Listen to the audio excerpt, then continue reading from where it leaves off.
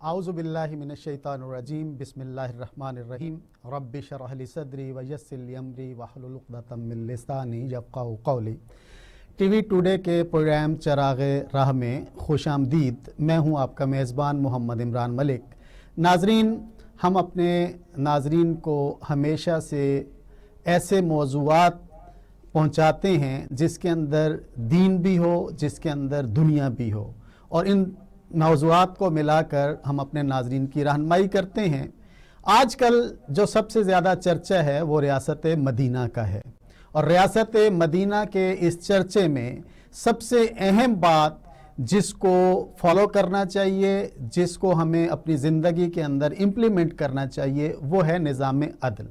नाज़रीन, एक तोता और एक मैना किसी जंगल में रात को क़याम करते हैं, लेकिन वो जंगल बहुत ज़्यादा सुनसान होता है। तोता अपनी मैना से कहता है कि जंगल कितना ज़्यादा सुनसान है, यहाँ किसी चरिंद परिंद की आवाज़ नहीं है। रात को वो स्टे करते हैं और सुबह जब उड़ने लगते हैं तो रात एक उल्लू ने उनकी गुफ्तगू सुनी। सुबह उस उल्लू ने मैना को रोक लिया और कहा कि ये मेरी बीवी है। उल्लुओं की अदालत में फ़ैसला करवाने के लिए उल्लू उनको ले गया, और वहाँ पे उल्लुओं के दलाइल सुनने के बाद जज ने ये कहा कि ये मैना उल्लू की है, और तोते को कहा कि तुम जा सकते हो। तोता परेशान होकर रोता हुआ जब जाने लगा तो दावा करने वाले उल्लू ने रोक लिया और कहा, रात तुमने कहा था कि जंगल सुनसान है। मैं तुम्हें बताता हूँ जंगल सुनसान क्यों हुआ करते हैं, कि जब निज़ाम अदल बिगड़ जाए तो जंगल भी सुनसान हो जाते हैं। नाज़रीन, इस्लाम ने हमें वो निज़ाम अदल दिया जिसने हम इंसानियत की रहनुमाई भी की और इंसानियत को हकीकी अदल भी फराहम किया। आज हमारे साथ शरीक गुफ्तगू हैं प्रोफेसर डॉक्टर मोहम्मद अकरम चौधरी साहब। डॉक्टर साहब सरगोदा यूनिवर्सिटी के वाइस चांसलर रहे, पंजाब यूनिवर्सिटी ओरिएंट कॉलेज के प्रिंसिपल रहे, मुहक्किक हैं, स्कॉलर हैं और बहुत ही नफीस इंसान हैं, हमारे उस्ताद हैं। तो मैं डॉक्टर साहब आपका शुक्रगुजार हूं कि आप वक्त निकाल के तशरीफ़ लाए। आज का मौजू जैसे मैंने बात की है वो निज़ाम अदल पे है और रियासत मदीना के निज़ाम अदल पे है। बहुत अहम मौजू है जिसका हमने इंतखाब किया। तो डॉक्टर साहब ज़रा रहनुमाई कीजिएगा इस पे। पहली बात जो मैं आपसे पूछना चाहूँगा कि हमें कुरान करीम और सीरत रसूल अल्लाह सल्लल्लाहु अलैहि वसल्लम से रहनुमा असूल क्या मिलते हैं कि किसी माशरे में इंसाफ को किस तरह से कायम किया जा सकता है? बिस्मिल्लाहिर्रहमानिर्रहीम। हकीकत यह है कि मुआशरे वही कायम रहते हैं जहाँ इंसाफ होता है। जिस तरह वो मशहूर बात बार बार कोट की जाती है कि जंग अजीम जोन के बाद चर्चिल ने लोगों को कहा कि बरतानिया को कोई ख़तरा नहीं है, हमारी अदालतें इंसाफ दे रही हैं। किसी मुल्क में या किसी मुआशरे में जब अदालतें इंसाफ देती हैं, जब बैनुल ममालिक ताल्लुकात में मुआहिदों का पास रखा जाता है तो आलमी सतह पे अमन होता है। मुआशरों में अमन तब होता है जब इंसाफ करने वाले इंसाफ करते हैं। हुक्मरानों का या किसी का चेहरा देख के या बड़े आदमी की बात मान के जज फैसले नहीं करते। जो मोहतरम एंकर साहब ने कहा कि कुरान करीम से क्या रहनुमाई मिलती है, मैं दो आयात के टुकड़े आपकी खिदमत में पेश करता हूँ। अल्लाह ने फरमाया, औज़ु बिल्लाहि मिनश शैतानिर रजीम, बिस्मिल्लाहिर रहमानिर रहीम, वला यजरिमन्नकुम शनानु कौमिन अला अल्ला तअदिलु अदिलु हुवा अक़रबु लित्तक़वा वत्तक़ुल्लाह इन्नल्लाह ख़बीरुम बिमा तअमलून। अल्लाह ताला ने कहा कि अगर तुम्हारे हाथ में इंसाफ करने की सलाहियत आ जाए तो देखो किसी तबके से तुम्हारी दुश्मनी या किसी ग्रोह से तुम्हारी बनती ना हो तो तुम्हारी जो बाहमी लड़ाई है उसके सबब तुम अपने फैसले ना बदल लेना। अगर तुम खुदा सरशार हो, अगर तुम्हें इस बात का एहसास है कि कल हमने अल्लाह के सामने जवाब देना है, تو دشمنوں کے ساتھ بھی انصاف کرنا. ہماری عدالتوں کا یہی ماٹو ہے. ہماری ساری عدالتوں کے باہر لکھا ہوا ہوتا ہے اعدلوا هو اقرب للتقوی. اور ناظرین گرامی، وہ اللہ نے فرمایا واتقوا اللہ، اللہ سے ڈرتے رہو. جو کچھ تم کرتے ہو اللہ اس کو خوب جانتا ہے. اور سورہ شورا میں رسول اللہ صلی اللہ علیہ وسلم سے اللہ نے کہلوایا، اور رسول اللہ صلی اللہ علیہ وسلم نے یہ قرآن کریم کی ایک آیت کا حصہ ہے جو رسول اللہ صلی اللہ علیہ وسلم کی زبانی کہلوایا گیا کہ رسول اللہ صلی اللہ علیہ وسلم فرماتے ہیں وہ امرت لأعدل بینکم، مجھے اللہ کی جانب سے رسول اللہ صلی اللہ علیہ وآلہ وسلم فرماتے ہیں حکم دیا گیا ہے کہ میں تمہارے درمیان انصاف قائم کروں. میں نبی کے طور پر آیا اس لیے ہوں کہ میں معاشرے کو انصاف کی بنیاد پر اٹھاؤں. اور ناظرین گرامی، جس طرح اینکر صاحب نے پوچھا، مالک عمران صاحب نے پوچھا کہ کیا بنیادی اصول ہمیں دیے گئے سیرت کی روشنی میں اور قرآن کی روشنی میں، میں صرف 2 مثالیں عرض کروں گا. کہ ایک تو حدیث کی کتابوں میں جا بجا یہ حدیث آپ کو ملتی ہے کہ کئی مرتبہ کسی جلیل القدر صحابی نے بھی رسول اللہ صلی اللہ علیہ وسلم سے کہا کہ مجھے فلاں منصب دے دیں، تو آپ صلی اللہ علیہ وسلم نے فرمایا جو مناصب کے لیے دوڑتا ہے اس کو ہم مناصب نہیں دیتے. جو کسی منصب کے لیے کوشش کرتا ہے کو وہ منصب نہیں دیتے. اور پھر دوسری سب سے اہم چیز انصاف کے ضمن میں، یمن فتح ہوا اور رسول اللہ صلی اللہ علیہ وسلم نے سیدنا علی کرم اللہ وجہ الکریم کو یمن کا قاضی مقرر کیا. ابھی سیدنا علی کرم اللہ وجہ الکریم ابھی بہت جوان سال تھے. آپ نے رسول اللہ صلی اللہ علیہ وسلم سے کہا یا رسول اللہ میں نے تو کبھی فیصلہ نہیں کیا، میں کس طرح فیصلے کروں گا؟ تو رسول اللہ صلی اللہ علیہ وسلم نے ان کو رہنما اصول دیے. آپ نے کہا کہ جس نے نالش دائر کی ہے، جو کمپلیننٹ ہے، جو مدعی ہے، پہلے اس کی بات بہت اچھی طرح سن لو. پھر کے خلاف دعویٰ دائر کیا گیا ہے، مدعا علیہ ہے، پھر اس کی بات بہت اچھی طرح سن لو. پھر دونوں کی شہادتیں دیکھ لو اور اس کے بعد تم فیصلہ کر دو، تم ٹھیک فیصلہ کرو گے. گویا یہ رسول اللہ صلی اللہ علیہ وسلم ایک اصول وضع فرما رہے ہیں جس کو دور جدید میں آ کے آڈی آلٹرم کہا گیا، جس کا مطلب یہ ہے کہ no one can be convicted unheard, کسی کو سنے بغیر سزا نہیں دی جا سکتی. جب تک مدعا علیہ کو سنا نہیں جائے گا اس کے خلاف کوئی فیصلہ نہیں دیا جا سکتا. یہ بنیادی حقوق کی بات ہے کہ میرے خلاف کوئی فیصلہ نہ دیا جائے جب تک میرا موقف نہ سن لیا جائے. ایک دوسرا رسول اللہ صلی اللہ علیہ وسلم سیدنا علی کو دیکھو، البینۃ علی المدعی، ثبوت پیش کرنا. جو کسی کے خلاف شکایت کرتا ہے کہ اس نے یہ ظلم کیا ہے، یہ جرم کیا ہے، ثبوت پیش کرنا استغاثہ کے ذمے ہے. جس نے شکایت کرنے والے کے ذمے ہے. اگر دعویٰ دائر کرنے والا ثبوت نہیں لاتا مدعا علیہ کے خلاف، اس کو سزا نہیں دی جا سکتی. اس کا مطلب یہ ہے کہ الف کے خلاف کوئی ثبوت نہیں آیا، اگر اس کو 3 سال 4 سال 5 سال بغیر ثبوت کے جیل میں رکھا جاتا ہے، اس کی ایک نظیر بھی رسول اللہ صلی اللہ علیہ وسلم کے زمانے میں، خلفائے راشدین کے زمانے میں آپ کو نہیں ملے گی. تو یہ رہنما اصول تھے جو رسول اللہ صلی اللہ علیہ وسلم نے دیے انصاف کو قائم کرنے کے لیے کسی معاشرے میں. اور یاد رہے، آجر اور اجیر کے درمیان، مالک اور ملازم کے درمیان، حاکم اور محکوم کے درمیان انصاف ہوگا تو امن ہوگا. ملک بین الممالک سیاست میں جب ممالک، ہاں جو بہت تکڑے ممالک ہیں، اپنی ملٹری مائٹ کے زور پر، اپنی فوجی طاقت کے زور پر وہ رونتے ہیں بہت سارے فیصلوں کو، کمزور ممالک اور ان کے وسائل پہ چڑھ دوڑتے ہیں.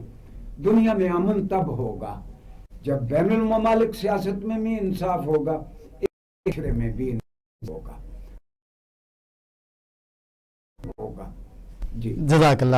ڈاکٹر صاحب کی ایک خوبصورتی، ایک خاصیت یہ ہے کہ پوری دلیل کے ساتھ اور پورے ریفرنس کے ساتھ بات کرتے ہیں، اور بہت خوبصورت ہمیں رہنمائی کر رہے تھے۔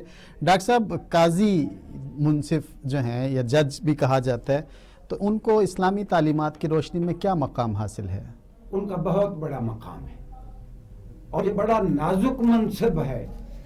ٹھیک ہے۔ آپ کو یاد ہے کہ حضرت ابو حنیفہ رحمہ اللہ کو جی وہ بادشاہ وقت نے کہا، انہوں نے کہا میں اس کا اہل نہیں ہوں، تم جھوٹ بولتے ہو۔ انہوں نے کہا اگر میں جھوٹ بولتا ہوں پھر تو میں قاضی القضات ہو ہی نہیں سکتا۔ اہل ہی نہیں ہوں۔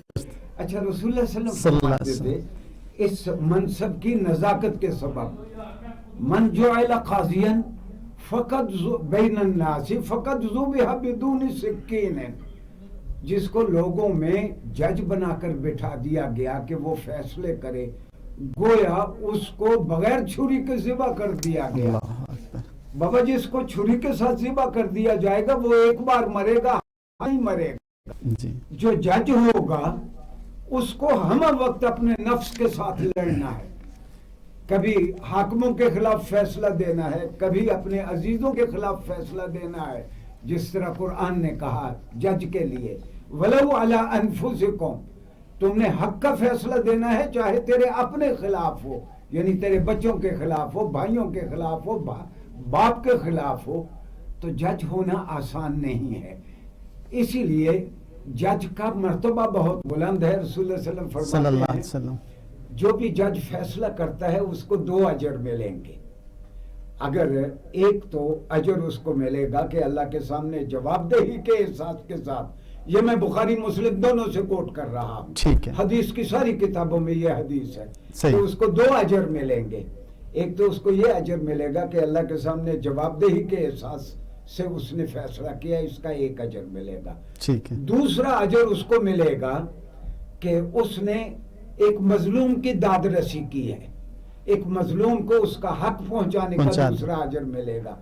آپ فرض کر لیں کہ بتقاضۂ بشریت ایک شخص جج ہے، اس کے سامنے ایک آدمی آ کے واویلا مچاتا ہے، چیختا ہے، کپڑے پھاڑتا ہے، اور جج اس کی آہو بکا سے متاثر ہو کے غلط فیصلہ دے دیتا ہے، اس کا کیا ہے؟ رسول اللہ صلی اللہ علیہ وسلم فرماتے ہیں اگر اس نے دیانتداری سے فیصلہ کیا ہے اس کا 1 اجر پھر بھی کہیں نہیں کیا۔ ایک اور حدیث کی ساری کتابوں میں یہ حدیث ہے کہ رسول اللہ صلی اللہ علیہ وسلم نے فرمایا روز حشر جب کسی کو سایہ نصیب نہیں ہوگا 7 لوگوں کو سایہ نصیب ہوگا۔ جی بالکل۔ ان میں سے ایک وہ ہے جو اللہ سے ڈر کے لوگوں کے درمیان انصاف کرتا فیصلہ کرے۔ ہاں جی، جزاک اللہ ڈاکٹر صاحب۔ ایک بریک کا وقت ہوا چاہتا ہے، بریک کے بعد مدینہ کا نظام عدل، اور ہم اس پہ محترم پروفیسر ڈاکٹر اکرم چودھری صاحب سے گفتگو کر رہے ہیں۔ ڈاکٹر صاحب، جج بھی تو انسان ہے اور جج سے غلطی بھی ہو سکتی ہے اور غلط فیصلہ بھی ہو سکتا ہے، اگر ایسا ہو جائے تو اس کا کوئی تدارک موجود ہے؟ فقہ اسلامی میں اسلامک جورسپروڈنس میں اس کا بہت اعلیٰ حل دیا ہے، اور مغرب کی دنیا اب ہٹ اینڈ ٹرائل کے بعد، صحیح و خطا کے بعد، دھکے کھانے کے بعد اب اس تک پہنچے ہیں۔ ہاں، ابھی تک پاکستان میں یہ لاگو نہیں ہوا، میں اس کو عرض کرتا ہوں۔ ہمارے جو 5 مکاتب فکر ہیں فقہ اسلامی کے، شافعی، حنبلی، مالکی، حنفی اور جعفری مکتب فکر جو ہے فقہ کا، ان کی ساری جو کتابیں ہیں فقہ کی، ان میں ایک باب ہے ان کے، اس کو کہتے ہیں الرجوع عن الخطا، الرجوع عن الخطا۔ جج سے اگر غلطی ہو جائے تو کین اے جج revoke his own decision taken by him؟ کیا جج اپنا فیصلہ واپس لے سکتا ہے اناؤنس کرنے کے بعد؟ اچھا، مجھے یہ پتا ہے کہ جسٹس منصور علی شاہ صاحب سپریم کورٹ کے پاکستان کے جج، وہ ایک آرٹیکل میں انہوں نے لکھا کہ فلاں گورا جج بہت بہادر ہے، اس سے غلط فیصلہ دے ہو گیا، پھر اس نے سر عام تسلیم کیا مجھ سے غلط فیصلہ دے ہو گیا ہے۔ آپ دیکھیں یہ جو سرمدی ہدایت رسول اللہ صلی اللہ علیہ وسلم نے دی اور جس طبقے کی آپ نے تربیت کی، جی میں سنن دارقطنی حدیث کا ایک بہت بڑا مجموعہ ہے، اس میں حضرت عمر رضی اللہ عنہ کا ایک خط ہے اپنے گورنروں کے نام. میرے سامنے انہوں نے اپنے گورنر ابو موسیٰ اشعری کی جو خط، اشعری رضی اللہ عنہ کو جو خط لکھا وہ میرے سامنے ہے. حضرت عمر رضی اللہ عنہ اپنے گورنر کو لکھتے ہیں کہ گورنر صاحب آپ اپنے علاقے کے سارے ججز کو سمجھا دیں، اگر بتقاضۂ بشریت یا کسی وجہ سے ان سے غلط فیصلہ صادر ہو جائے تو وہ اپنے فیصلوں سے رجوع کر لیا کریں، اپنے فیصلوں سے رجوع کر لیا کریں. اور یہ ہماری کتاب ہے احناف کی سب سے بڑی کتاب، فقہ حنفی کی ہدایہ، ٹھیک ہے، اور مرغنانی اس کے لکھنے والے ہیں. جی تو مرغنانی نے بھی ہدایہ میں جو باب باندھا ہے الرجوع عن الشہادہ، یعنی معنی اس کا بھی وہی ہے الرجوع عن الخطا، جج سے غلطی ہو جائے تو جج ریووک کر لے اور اینلنگ ڈیسیجن، ریووکنگ اور اینلنگ ڈیسیجن ٹیکن بائی دا جج ہمسیلف. اچھا، یہ حضرت عمر رضی اللہ عنہ نے سارے ججز کو اس کا پابند کیا. آپ حیران ہوں گے کہ اب آ کے پوری دنیا میں کم از کم 57 ممالک ایسے ہیں جن میں ججز نے اپنے غلط فیصلے ریووک کرنا شروع کر دیے ہیں. اچھا، کن ناموں سے؟ برطانیہ میں انسیف ڈیسیجنز کے نام سے، اور باقی دنیا میں ریٹ آف دا ایرر. یہ قانون میں ریٹ آف دا ایرر 4-5 قسم کی ہے. ان میں سے ایک یہ ہے کہ جج خود اقرار کرتا ہے کہ مجھ سے غلط فیصلہ دے ہو گیا. کیا بہت سارے ممالک نے اسپیشل کیوریٹو جورسڈکشن کے نام سے قانون بنا لیے اور ان کی فردر لیجسلیشن کر لی، اس کے انہوں نے آگے اس کی تفصیل دے دی کہ جج اس طرح اپنا فیصلہ واپس لے سکتا ہے. ہاں، انفارچونیٹلی ہماری مقننہ کی اس جانب ابھی توجہ نہیں ہوئی. ہمارے یہاں اسمبلی جس نے قانون بنانا ہے وہ بہت مصروف ہے، اس کو اور بہت سارے کام ہیں. اب ہونا تو یہ چاہیے کہ یہ مقننہ میں پیش ہوتا کہ دستور پاکستان کا آرٹیکل 188 ہے. 188 دستور پاکستان کا آرٹیکل یہ کہتا ہے کہ سپریم کورٹ اگر ریویو کے بعد کوئی فیصلہ دے دے then it holds finality، پھر اس کے بعد وہ کیس ختم ہو جائے گا، اس کو دوبارہ عدالت میں نہیں لایا جا سکتا. ٹھیک، میں پڑھے لکھے لوگوں سے درخواست کروں گا اور آج کے مقتدر لوگوں سے، اگر اس فورم سے میری بات چیف جسٹس تک بھی پہنچتی ہے تو میں عرض کروں گا کہ الرجوع عن الخطا اس کو اپنے قانون کا حصہ بنائیں، چاہے آرٹیکل 188 میں تبدیلی کر کے یا کوئی نیا آرٹیکل کر کے، کیونکہ اس سے لوگوں کو، اور یاد رہے کہ یہ بنیادی حقوق میں سب سے اہم ہے کہ لوگوں کو اس کا انصاف دیا جائے. بالکل ایسے بنیادی حقوق میں سب سے اہم کسی کو انصاف ملنا چاہیے.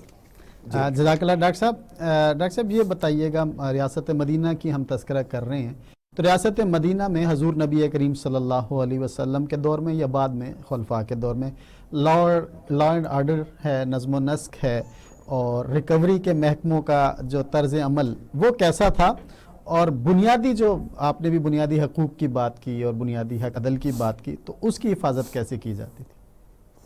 اس میں حقیقت یہ ہے رسول اللہ صلی اللہ علیہ وسلم کی زندگی ہو یا خلفائے راشدین کی، they were very good embodiment of Quranic teachings، یعنی وہ چلتے پھرتے قرآن تھے.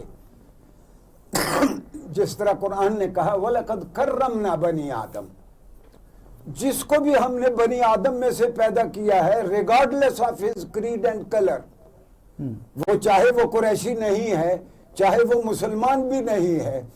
خلفائے راشدین کے زمانے میں کئی مرتبہ ایسا ہوا کہ کسی یہودی نے نالش دائر کی اور وہ مسلمان کے خلاف وہ مقدمہ جیت گیا، وہ بہت بڑے خلیفہ کے خلاف مقدمہ جیت گیا. اچھا، یہ احترام آدمیت ہے.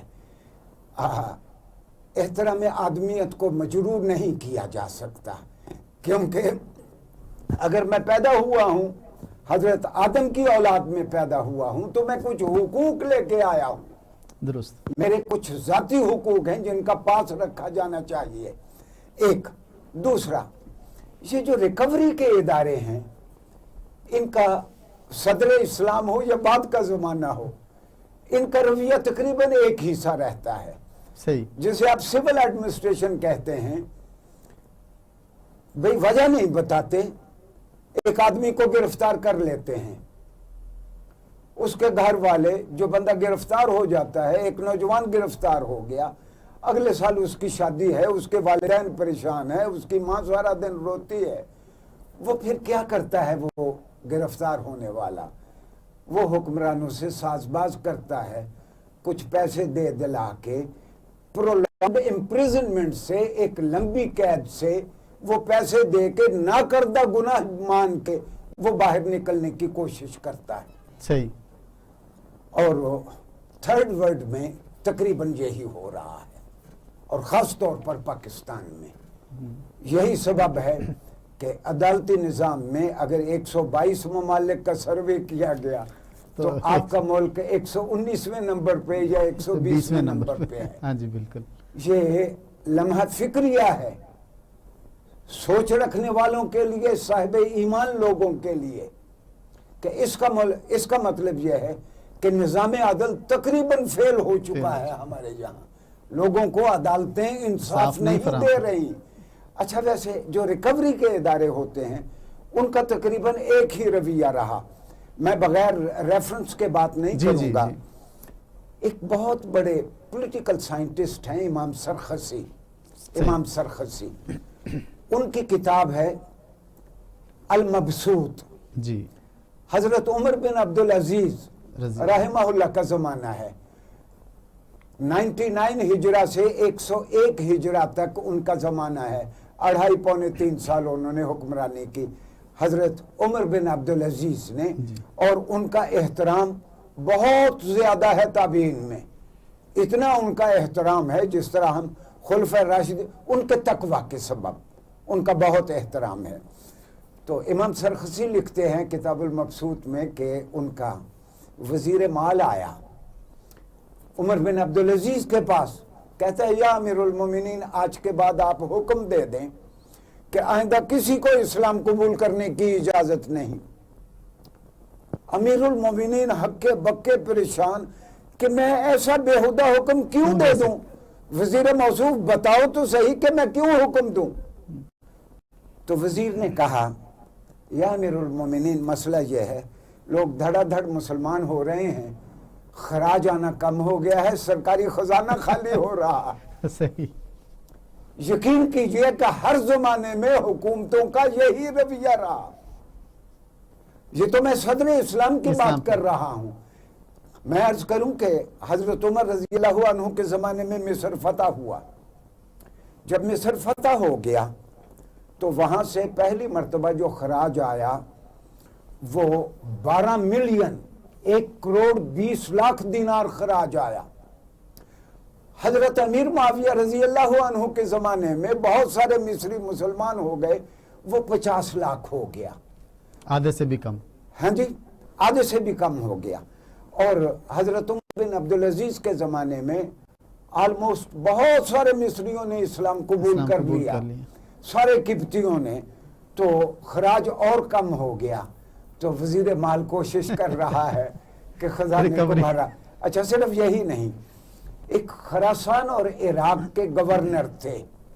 خراسان اور عراق کے گورنر تھے جراح بن عبداللہ الحکمی. جی. انہوں نے کیا کیا؟ اس گورنر موصوف نے، لوگ اپنی طاقت کے نشے میں کیا کیا کرتے ہیں، جو لوگ مسلمان ہو رہے تھے انہوں نے مسلمان ہونے والوں سے بھی زبردستی خراج لیا کہ تم ٹیکس بچانے کے لیے، خراج بچانے کے لیے تم مسلمان ہو. حالانکہ بہت نامینل، یہ اورینٹلسٹ لکھتے ہیں، مستشرقین لکھتے ہیں کہ بڑا معمولی سا خراج ایک فرد سے لیا جاتا تھا. ہاں، جو کما نہیں سکتا تھا اس سے خراج بھی نہیں لیا جا سکتا تھا ذمیوں سے. تو حضرت عمر بن عبدالعزیز رحمہ اللہ نے گورنر جراح بن عبداللہ الحکمی کو بلایا کہ تم مسلمان ہونے والوں سے کس طرح خراج لیتے ہو؟ تو انہوں نے کہا کہ بات یہ ہے کہ انہوں نے ٹیکس بچانے کے لیے اسلام قبول کیا. ہاں اسلام قبول کیا ہے. تو آپ نے کہا کہ کیا تم نے اس کا دل دیکھا ہے؟ خدا کا خوف کرو. ہم تو جو کلمہ پڑھ لیتا ہے اس کو مسلمان سمجھتے ہیں. اور آپ نے ایک تاریخی جملہ بولا، آپ نے جو تاریخ نے ریکارڈ کیا، میں نقل کر رہا ہوں ابن سعد کی طبقات الکبریٰ سے، طبقات الکبریٰ ابن سعد کی. تو محترم حضرت نے فرمایا اللہ اکبر، اللہ ان کو کروٹ کروٹ چین دے، آمین. تو حضرت عمر بن عبدالعزیز فرماتے ہیں ان اللہ بعث محمدً ہادیًا ولم یبعث جابیًا. اللہ نے محمد عربی کو صلی اللہ علیہ وسلم کو ہادی اور رہنما بنا کے بھیجا ہے، ہدایت دینے والا بنا کے بھیجا ہے. اللہ نے محمد صلی اللہ علیہ وسلم کو یہ زبردستی لوگوں سے پیسہ اکٹھا کرنے والا بنا کے نہیں بھیجا. یہ تم کیا کہہ رہے ہو؟ تو رسول اللہ صلی اللہ علیہ وسلم نے اس کو کبھی وہ اپروو نہ کرتے اگر آپ کے زمانے میں اس طرح ہوا ہوتا، اور آپ نے اس گورنر کو آپ نے برخاست کر دیا. اچھا اب یہ ہے کہ جتنے سرکاری ادارے ہیں اکثر اسلامی ملکوں میں وہ ٹارگٹ مقرر کرتے ہیں، ہم نے اتنے پیسے اکٹھے کرنے ہیں. بابا تم نے پیسے اکٹھے کرنے ہیں، لوگوں کی گردن پہ چھری رکھ کے اکٹھے کرنے ہیں، حلال ذرائع سے اکٹھے کرو. وہ حکمرانوں کو خوش کرنے کے لیے ہر تیسرے دن خبر دیتے ہیں کہ ہم نے 120 ملین 120 ارب ہم نے اس سال اکٹھے کر لیے، ہم نے اس سال اتنے اکٹھے کر لیے، اس سال اتنے اکٹھے کر لیے. کم از کم ریاست مدینہ میں اس کا کوئی گزر نہیں تھا. اور بنیادی طور پر یہ ذمہ داری ہیڈ آف دا اسٹیٹ کی ہے کہ اس کے ادارے، اس کی ایجنسیز اس طرح لوگوں پر ظلم کر کے ان سے پیسے نہیں اکٹھے کریں. جی ڈاکٹر صاحب، درمیان میں پہلے جو ہماری ایک بات ہوئی تھی کہ تلافی کیسے ممکن ہے، اگر میرا ضمنی سا سوال ہے کہ تلافی کا بھی نہیں اندازہ ہوا، اسے یہ فیصلہ کا بھی نہیں اندازہ ہوا، اور فیصلہ ہو گیا اور اسے بعد میں بھی اندازہ نہیں، تو پھر کیا صورت؟ تلافی اس طرح ہوتی ہے کہ جج جا کے خود سپریم کورٹ کے سامنے جا کے کہتا ہے، سب سے بڑی عدالت کے سامنے، یہ فیصلہ مجھ سے غلط ہو گیا تھا، میں اس فیصلے کو ریورٹ کرتا ہوں. یہ جج کو حق ہے. اچھا امریکہ میں یہ ہو رہا ہے، میں نے بتایا کہ انڈیا میں بھی ہو رہا ہے، یہ 57 ملکوں میں اس وقت یہ نافذ العمل ہے. پاکستان میں بھی ہونا چاہیے. لیکن میرا یہ سوال ہے کہ اگر اسے یہ اندازہ نہیں ہوا کہ اسے فیصلہ غلط ہوا ہے، اور وہ اب بھی اسے یہی پتا ہے کہ میں نے فیصلہ ٹھیک کیا ہے جبکہ حقیقت میں اس کا غلط تھا، تو پھر اس پہ پھر کوئی پکڑ نہیں ہے. پھر اس پہ پکڑ اگر بشرطے کہ اس نے دیانتداری سے وہ تو میں نے جس طرح عرض کیا، رسول اللہ صلی اللہ علیہ وسلم نے فرمایا اس کا ایک اجر تو پھر بھی نہیں کیا، وہ بھی اس کو ملے گا، وہ ایک اجر بھی ملے گا. جزاک اللہ. ڈاکٹر صاحب رہنمائی کیجئے گا کہ نبی کریم صلی اللہ علیہ وسلم اور خلفاء کے جو عدالتی فیصلے ہیں وہ ہم تک پہنچے ہیں، مختلف کتابیں لکھی گئی، حضرت علی رضی اللہ تعالیٰ عنہ کے فیصلے، رسول اللہ صلی اللہ علیہ وسلم کے فیصلے، ابوبکر صدیق رضی اللہ تعالیٰ عنہ کے فیصلے. تو یہ ظاہر ہے ہمارے لیے رول ماڈل یہی ہیں، ہمارے لیے ایک مشعل راہ ہیں، چراغ راہ ہیں ہمارے لیے. تو آج کے دور میں ہم کس طرح سے اس سے استفادہ کر سکتے ہیں؟ ملک عمران صاحب یہاں عدالتوں میں آپ جاتے ہیں، وہ کلکتہ کی کورٹ کا ڈیسیژن پیش کرتے ہیں نظیر کے طور پر، کراچی کا، لندن کا. اگر رسول اللہ صلی اللہ علیہ وسلم کا کوئی فیصلہ ہو، خلفاء راشدین میں سے کسی کا فیصلہ ہو، وہ تو سب سے زیادہ اہم ہے.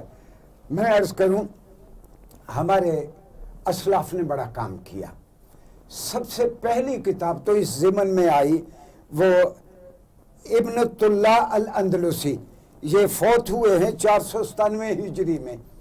ابن اللہ الاندلسی، اقضیت الرسول، یعنی کورٹ ڈیسیژنز گیون بائی محمد صلی اللہ علیہ وآلہ وسلم، کچھ 600 کے قریب فیصلے ہیں، وہ انہوں نے اکٹھے کر دیے. اچھا پھر اس کا ترجمہ اردو میں کر دیا. ایک ہندوستان کے بہت جید عالم تھے ضیاء الرحمن اعظمی، وہ ہندو گھرانے میں پیدا ہوئے، پھر انہوں نے اسلام قبول کیا، پھر خوب عربی پڑھی، جدید علوم پڑھے، پھر وہ مدینہ یونیورسٹی کے جا کے ڈین ہو گئے، بہت جید عالم۔ انہوں نے پھر اس کا ترجمہ کر دیا اقضیۃ الرسول کا، اور پاکستان میں منصورہ کے ایک ادارے نے اس کو شائع کر دیا، اردو میں یہ ترجمہ کم و بیش 600 فیصلے رسول اللہ صلی اللہ علیہ وسلم کے فوجداری مقدمات میں اور دیوانی مقدمات میں، وہ رسول اللہ صلی اللہ علیہ وسلم کے فیصلے ہمارے پاس موجود ہیں۔ ٹھیک ہے۔ اچھا، اس کے علاوہ یہ علامہ مرغنانی جنہوں نے ہدایہ اولین اخیرین لکھی، یعنی فقہ حنفی کی سب سے بڑی کتاب لکھی، انہوں نے بھی اقضیۃ الرسول رسول اللہ صلی اللہ علیہ وسلم کے فیصلے اکٹھے کیے، لیکن یہ کتاب ایکسٹینٹ نہیں ہے، ہمیں نہیں مل سکی کہیں سے۔ البتہ 2 اور کتابیں ہمیں مل گئیں، ایک امام قرطبی کی، امام قرطبی کی۔ امام قرطبی فوت ہوئے ہیں یہ 671 ہجری میں، 671 ہجری میں اقضیۃ الرسول۔ انہوں نے رسول اللہ صلی اللہ علیہ وسلم کے 150 فیصلوں کا کوئی انہوں نے کمپائل کر دیا، اور بہاولپور کے ایک درد مند آدمی تھے، افسر الاطباء حکیم عبد الرشید بہاولپوری، انہوں نے اس کا اردو ترجمہ کر دیا، دربار رسول کے فیصلے یا عدالت نبوی کے فیصلے کے نام سے انہوں نے ان 150 فیصلوں کا اردو میں ترجمہ کر دیا۔ ایک بر صغیر پاک و ہند کی کوئی 250 سال پرانی شخصیت ہے، 300 سال پرانی، ملا بہاری، انہوں نے رسول اللہ صلی اللہ علیہ وسلم کے الگ طور پر 350 فیصلے اکٹھے کر دیے، 350 فیصلے۔ یعنی بہت ممکن ہے اس میں توارد ہو کہ ابن اللہ الاندلسی جس نے سب سے پہلی کتاب لکھی، کچھ فیصلے ان دونوں کتابوں میں بھی آئے ہوں۔ کم و بیش 600 فیصلے رسول اللہ صلی اللہ علیہ وسلم کے جو انہوں نے جج آف دا کورٹ کے طور پر سول مقدمات میں اور فوجداری مقدمات میں آپ نے دیے، وہ ہمارے پاس موجود ہیں۔ ایک میں نے کام کیا کہ میں پچھلے دنوں مدینہ منورہ گیا، تو یہی میں ضیاء الرحمن اعظمی جن کا میں نام لیتا ہوں، یہ مدینہ یونیورسٹی کے ڈین ہیں، انہوں نے ایک بہت اچھے طالب علم نور محمد محی الدین سے انہوں نے بہت بڑا کام کروایا۔ یہ اگر زوم کر کے آپ اس کو دکھا سکتے ہیں، ذرا زوم کر کے دکھائیے گا اس کا۔ اقضیۃ الخلفاء الراشدین، چاروں خلفاء راشدین کے عدالتی فیصلے دیوانی مقدمات میں اور فوجداری مقدمات میں، یہ 897 فیصلے ہیں۔ حضرت ابوبکر صدیق، حضرت عمر فاروق، حضرت عثمان غنی، سیدنا علی بن ابی طالب رضی اللہ عنہم کے جو انہوں نے بطور جج آف دا کورٹ فیصلے دیے دیوانی اور فوجداری مقدمات میں، یہ 897 فیصلے یہ ہمارے پاس۔ اچھا، یہ رسول اللہ صلی اللہ علیہ وسلم کے فیصلے زیادہ ہیں۔ جب باقاعدہ خلافت قائم ہو گئی تو پھر انہوں نے مختلف جگہوں پہ قاضی مقرر کر دیے، اس کے باوجود جو مدینہ میں فیصلے آتے تھے یہ خود کرتے تھے، یہ 897 فیصلے۔ آپ کا سوال یہ ہے کہ ہم ان سے کس طرح مدد لے سکتے ہیں؟ یہ جو ہم نظیر کے طور پر فیصلے، 2 طرح سے لیجسلیشن ہوتی ہے، ایک تو مقننہ کرتی ہے، مقننہ اور کاموں میں مصروف ہے، اس نے لیجسلیشن پاکستان میں بہت کم کی ہے۔ البتہ جو اپیکس کورٹس کے فیصلے ہیں وہ قانون بن جاتے ہیں، سپریم کورٹ کا فیصلہ قانون بن جاتا ہے۔ تو اگر میں چیف جسٹس صاحب سے، وزیر اعظم سے، صدر پاکستان اسلامی جمہوریہ پاکستان سے درخواست کروں گا کہ رسول اللہ صلی اللہ علیہ وسلم کے فیصلے، خلفاء راشدین کے فیصلے، یہ PLD اور لیگل ڈائجسٹ کے انداز میں کہ اوپر دونوں پارٹیوں کے نام آ جائیں، پھر واقعات آ جائیں، اور اس کے اخیر میں سرور عالم صلی اللہ علیہ وسلم کا یا خلیفہ راشد کا فیصلہ آ جائے، تو یہ پاکستان کو ریاست مدینہ بنانے کی جانب بہت بڑا قدم ہوگا۔ اس سے یہاں عدالتی نظام، اور عدالتی نظام اگر خالصتاً مدینہ کے نظام پہ آ گیا تو یقین کیجئے کہ ریاست مدینہ بنانے کا آدھے سے زیادہ کام ہو جائے گا۔ ایک اور بات کہہ کے میں آج کی بات ختم کرتا ہوں. یہ میں بخاری اور مسلم سے میں عرض کر رہا ہوں. ایک حدیث کا چھوٹا سا ٹکڑا. رسول اللہ صلی اللہ علیہ وسلم فرماتے ہیں ان الخیر لا یأتی الا بالخیر. سچ جو ہے کبھی چور دروازے سے نہیں آتا. سچ ہمیشہ سیدھے راستے سے آتا. بالکل ایسے ہی دعویٰ کر کے کہ ہم نے یہ بھی ریاست مدینہ کا کام کر دیا, یہ بھی ریاست مدینہ کا کام کر دیا, اس طرح ریاست مدینہ نہیں بنے گی. ہاں ایسا عملی اقدام کریں کہ جو نظر آئے اور معاشرے پہ اس کا امپیکٹ ہمیں محسوس ہو, انصاف ہوتا ہوا دکھائی دے, اور ہم اپنی باہمی منافرت چھوڑ کے ججوں کو بھی چاہیے کہ وہ اپنے ضمیر کے سامنے اپنے پیش کر کے ہر فیصلہ کریں. تب انشاءاللہ یہ ریاست مدینہ کا خواب اپنی تکمیل کو پہنچے گا. شکریہ.